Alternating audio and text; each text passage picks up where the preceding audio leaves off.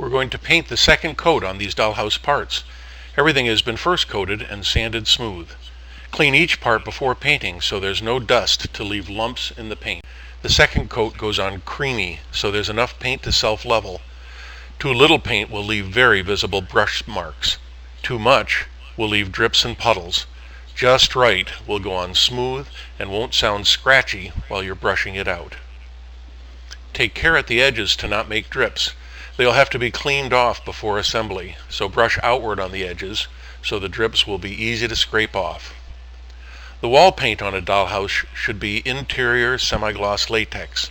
That's the best balance between glossiness, which makes a paint easy to clean, and flatness, which minimizes blemishes. A quart is way more paint than most dollhouses need, but the extra quality of interior semi-gloss latex is worth having a quart mixed up in the color you have chosen. The flat paint that comes in samplers is fine for details, but walls and ceilings are best with semi-gloss.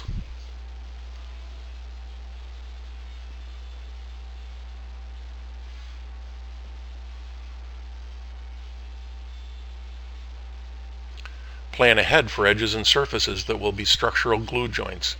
The bottom two clapboard courses on this Imagination dollhouse will go into a groove in the porch base, so I'm not painting them now.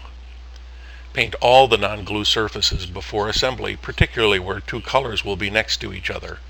On this house, the trim is painted in sets, so you know what to paint and what to leave unpainted for glue. The Imagination dollhouse is designed to keep most surfaces non-structural, but some dollhouses warrant test assembly and marking to predict areas that are best left unpainted with the second coat. Use a 3/16 flat artist's brush for transitions from one color to another that can't be hidden in a glue joint.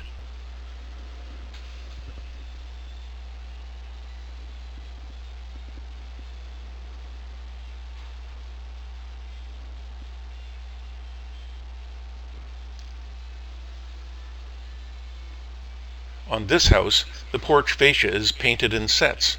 The inside surface has been first coated the house body color, and it's been sanded so the glue will stick to it.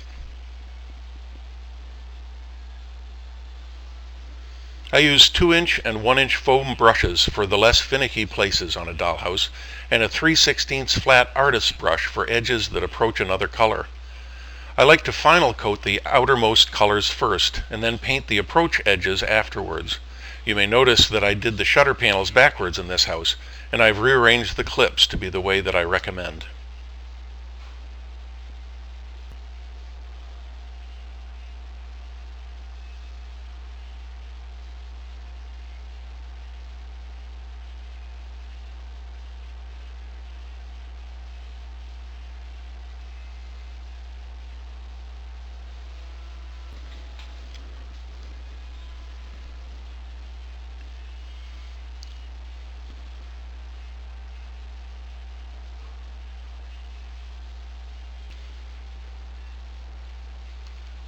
Just like the first coat, get the paint on focusing on the nooks and crannies, then mop up the excess and smooth the surfaces.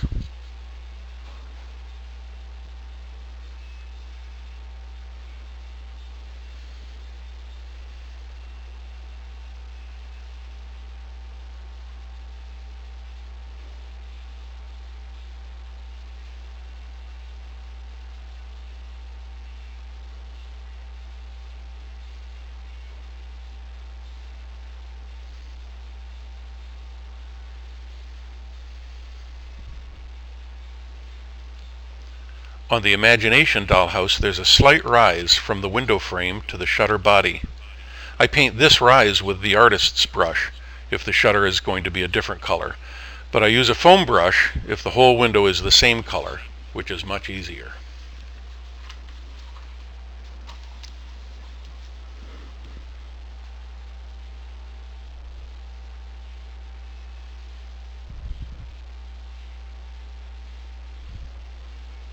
The roof is always an important part to mark for painting.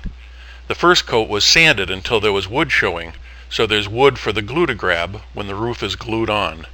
But if the roof overhang is a different color from the house body, it should be second coated before assembly. On the Imagination dollhouse, this overhang can be marked using the staircase as a spacer.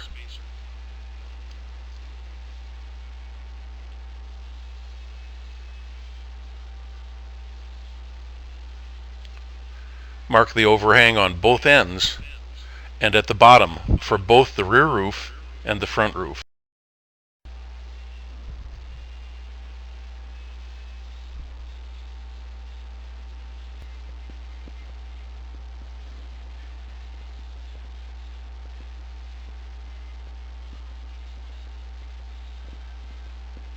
When you paint the overhang, paint to just cover the mark. Then the edge of your paint will be hidden inside the glue joint.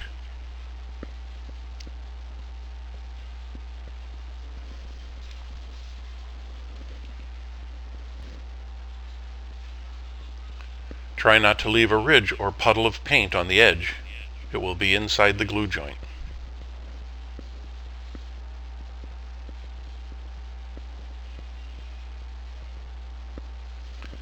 I got good paint coverage down in the rails grooves on the first coat, so I don't worry about them on the second coat. Just the outside parts that I could get to with the sandpaper.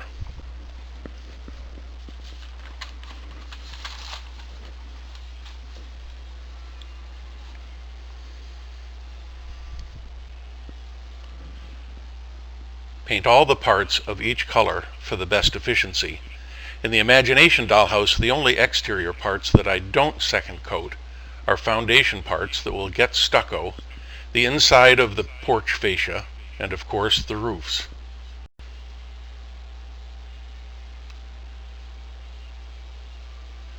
The only parts I second coat on the inside before assembly are the ceilings, stairs, landing rails, and any interior doors or trim I may use.